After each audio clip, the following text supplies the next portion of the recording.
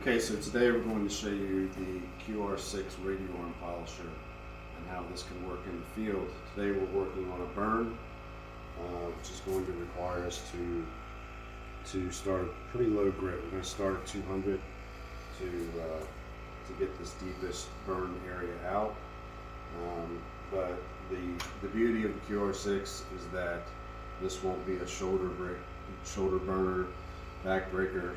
And you're always going to have consistent pressure and don't have to worry about the halo issue, and we're always perfectly even. So as far as the setup goes, we do have a video that shows you how to set up the machine. And basically we have a built-in compressor in our toolbox that runs to the base of the unit. That vacuums down so we're perfectly flat and tight to the countertop. We're using the electric version of the Flex model, but you can also use the battery powered version as well. It fits both of those models. Okay. So the front basically bolts into the unit, into the Flex. Okay. Strap in the back to hold this back part tight, and now we're nice and firm. Okay.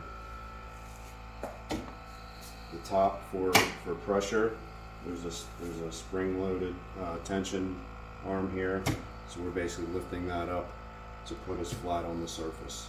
You can control your pressure up top for more or less pressure. We're starting with a low grit, so we're going to go with a medium pressure. We don't want to bear down on it too hard. Okay. So as with any repair, we're marking off our area first and get some water.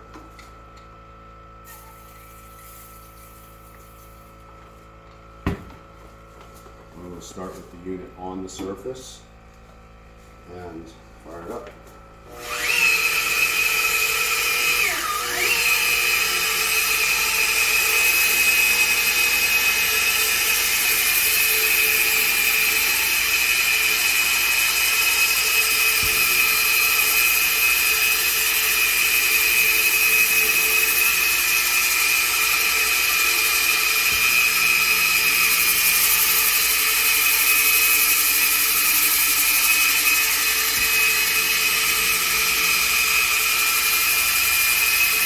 Okay, so we actually had to stop at our 200. The burning was pretty deep, so we actually had to go down to 50 to get the majority of the burning out. Still some faint damage there, but in order to keep it from dipping too much, we stopped where we're at. Worked our way back up now. Now we're on 400 grit.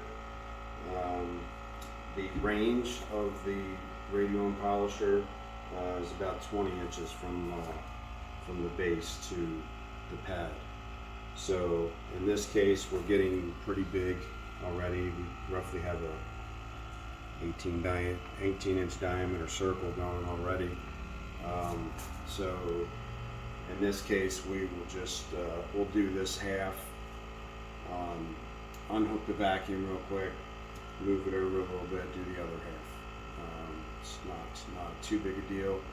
The beauty of this, in this case, especially for those of you that may have shoulder or back problems, when you get into a bigger area like this, this takes a lot of the pressure off of your body because it's doing all the work. It's putting the pressure on there and it's keeping it even. So we're going to go with 400 and keep moving.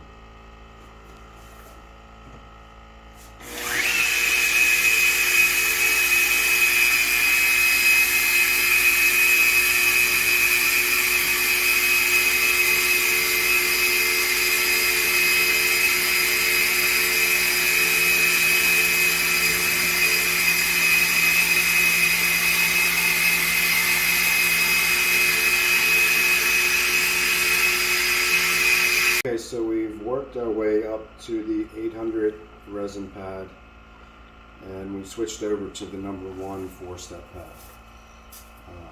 The 4-step pad. So And that's mainly just to start evening this out, get the resin pad marks out and so forth. But at this point I wanted to show you the perimeter of our polishing area.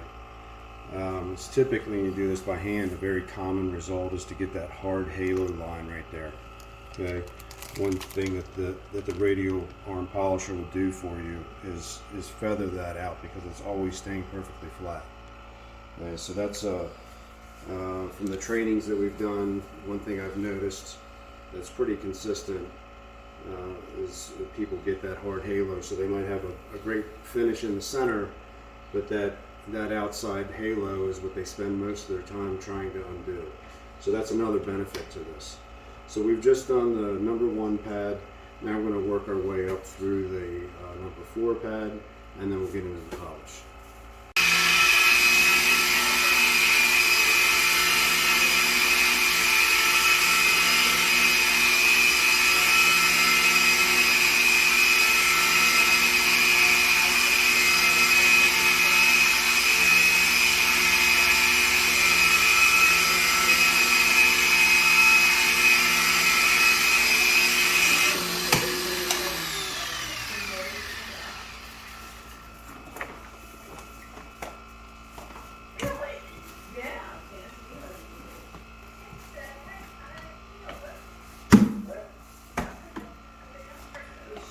Okay, so we've gone up to the number 3 pad of the 4-step pads.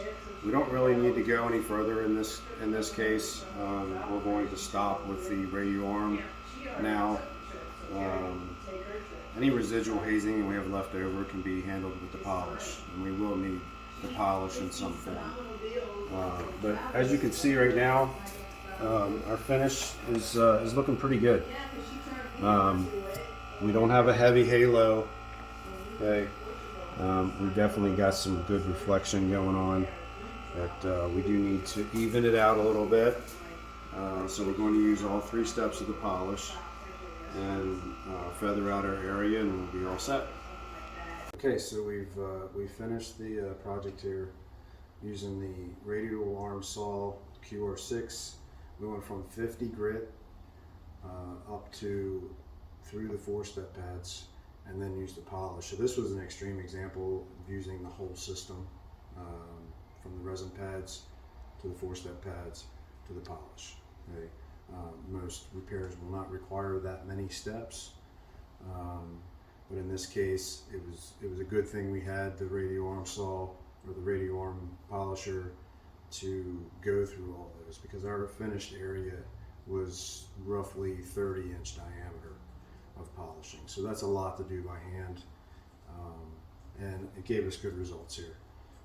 The burn is, I would say, 95% out. It was burned down significantly, so we wanted to avoid going too deep to create some excessive dipping. So there's a good example of how we use the radial arm polisher. If you have any questions, feel free to go to our website, quartzrenew.com. Thank you.